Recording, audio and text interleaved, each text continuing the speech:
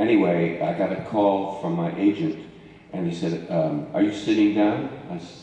I said, no. He said, you better sit down. I said, okay, what? Just as out of the blue, he said, you've just been offered the lead in Stanley Kubrick's next film. And I got to tell you, I did not know that anything like this was in the works. And it's a good thing I was sitting down, because I was I was a real Kubrick fan. I mean, I had seen everything that he had done before that: Lolita, Dr. Strangelove, Paths of Glory, which happens to be my favorite Kubrick film, The Killing with Sterling Hayden. I mean, I just couldn't believe my fortune in being cast in that. So I read the script, such as it was. There's no way any script could ever begin to hint at what we were going to see. I mean, it's sort of like, you know, the famous, you know, the cavalry comes over the mountain. That's one sentence in a screenplay. You know, you can imagine a monolith appears on the moon. You know, one sentence. There's no way that we could have gotten any idea what this was going to be like. Nonetheless, it kind of, in a way, gave me a general idea of the literal plot of the film, and something stood out as being familiar. And then it went crashing into my head that, as a young 12 or 13-year-old, I had been a real science fiction fan and subscribed to Astounding Science Fiction, Galaxy Science Fiction, Fantasy and Science. Those were three important science fiction magazines in the 50s. And I had read a short story by Arthur C. Clarke called The Sentinel, about the finding of the monolith, the moon. That's all that short story dwelled on. But that was, I realized, because it did have Arthur C. Clarke's name on the script, I said, that's why it's familiar. So that was the germ of the idea that ended up being 2001. Gary. Well, there are various things in 2001 that changed as we went along. Like any good project, it's constantly in a state of flux. And that's the way the universe is. It's constantly in a state of flux. There are no positives, no negatives. I mean, that's the way it is. And a good film, and Kubrick being the best director maybe that ever had a lens finder in his hand, was a man who can constantly adapt to the type of activities that were going on, or a new piece of technology involved, a new camera technique. We introduced a lot of things that had never been done before us: green screen, blue screen, front projection, things that I'm sure those of you who are film buffs all know about. So there you go, Bob's your uncle.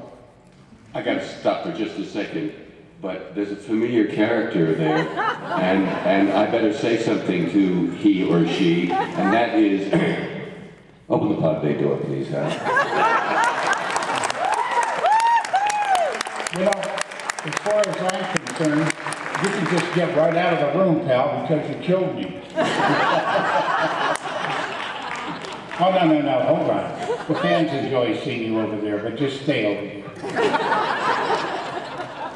As just a little follow-up, so when you were shooting the scenes going through the abyss and all those scenes at the hotel room at the end, what was Kubrick's direction to you? I mean, how did he tell you how to play, or did he not give you anything? Well, you know, action, I think. by that time, it was the last thing shot.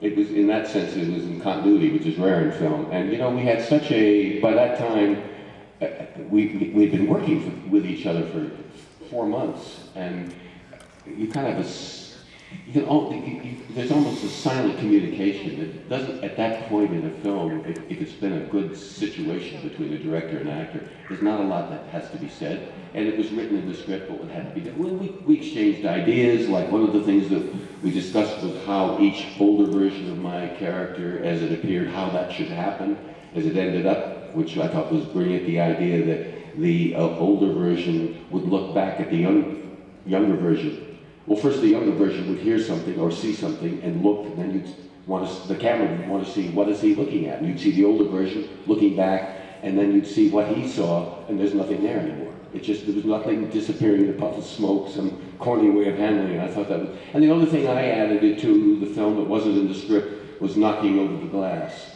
And the reason that happened was that I just wanted a different way of hearing something. So I said to Stanley, why don't you let me knock over a glass, and as I'm reaching down to pick it up, I hear something. And I look up from that crouched position. I remember, that's a nice yeah, that's all that's, you know, a lot of people try to read in some kind of philosophical thing about my knocking over the glass, but that's all it was. Thank you very Isn't much. that the way it is? You ever read Moby Dick?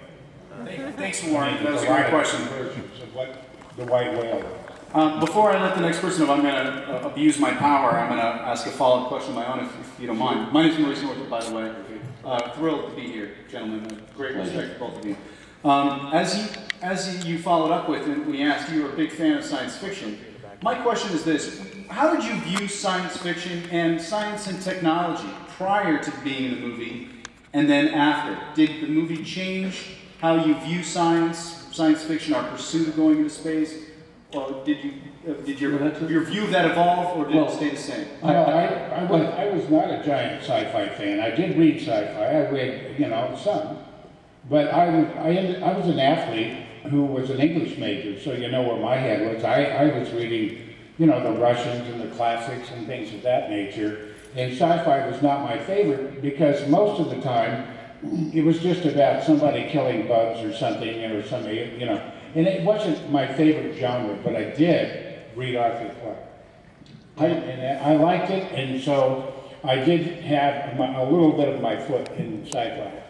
And afterward, I can't say that I went back to sci-fi because, other than Blade Runner, I'm not I'm not all that thrilled with a lot of the sci-fi movies personally. That's me. I was, as I said, I was really a diehard science fiction fan, and when I was starting around 12, 13, 14, all the way through my teenage years, and I didn't, and I thought a lot of it was junk, but I loved it because there was always 10%. It was like things by Arthur C. Clarke and Robert Heinlein and oh gosh, the man who wrote the screenplay for Moby Dick, who's out of my mind, Ray Bradbury, and others like that, who wrote, they created literature. It wasn't just science fiction. I loved the high end of science fiction, and there was enough good stuff. And even in those magazines, there's always one really fine short story by well-known science fiction, Harlan Ellison, so on. So, I really loved it. Now, by the time I made 2001, I don't think I was reading science fiction anymore. I don't know why. Maybe it was just a teenage thing. Maybe it was my form of escapism at that point. But I've enjoyed some science fiction film. I loved, I know Gary doesn't feel the same way, but I enjoyed Avatar very much. I thought, Avatar. Oh, did you like it? Okay. Well, I had a very good friend, my very close friend played the role of the Heavy, the kind of marine type who has the big duel at the end, and his name was Stephen Lang, fabulous actor. You know what I liked about Avatar? Because I had been an artist as a kid. I started oil painting in my room when I was a very young boy. You have that gene pool, you don't. And one of the things that I loved about Avatar, I didn't care for the story at all. I thought it was kind of boring. But I have to tell you, I really enjoyed looking at it because there were so many beautiful moments. And I just sat back and put my pituitary gland on cruise control. And I said, okay, I don't like this story, but boy, am I enjoying what I'm looking at. It was fabulous. There was so many great, I'm sure you enjoyed it yourself from a visual point of view, or maybe you did buy into that horrible story. Oh, I've got something else I might share with you, which sorry. There was a speech that I had to memorize in the film, which had to do with speaking to mission control, about regarding the antenna, whatever piece of equipment that Hal created. The AE-35. Thank you. Okay, thank you. But I was trying to remember what it actually was, not the name of it, because I know it was an antenna. That doesn't matter for the story. It was an antenna, the power box. So I memorized, and it was very difficult to memorize because it was scientific gobbledygook. It really sounded like this kind of a scientific speech, and it was very difficult. So for a month, I kept memorizing over and over because I wanted to get it right. Anyway, I did it. Well, it was never used because Stanley decided that it was too similar to another speech that Mission Control said to us, and we didn't feel it was needed. However, because of the way I memorized it, I've retained most of it to this day. So this is how it went. This is now, what was that, 1966. Mission Control is actually a Delta one.